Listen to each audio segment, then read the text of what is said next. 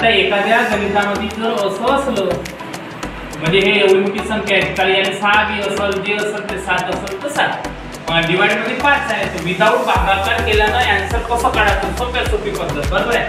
पहिले मी काढून घेतो बस ठीक आहे. मग आता पाहिला कसं काढतो, 6 गुणे 12 हातचा राहील, मग 4 गुणे 8 8 आणि 1 9 हातचा मिटला, 5 गुणे 10 हातचा 1 बाकी आहे, 3 गुणे 6 6 आणि 1 7 हातचा गेला, त्याच्यानंतर 2 गुणे 4 बे खाली किती डिजिट आहे, एकच आकडा आहे म्हणजे एकच डिजिट आहे. तर उजव्या साईडला घेऊन घ्यायचं आणि त्याला टिकली देऊन देते गचकन, एकच घर आहे म्हणून एकच द्यायचं. ओके, हा झाला त्याचा करेक्ट आन्सर.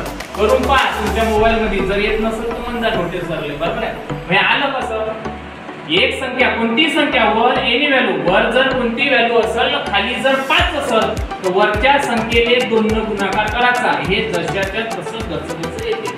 कळलं का, काही डोकं चालवायचं नाही. ओके.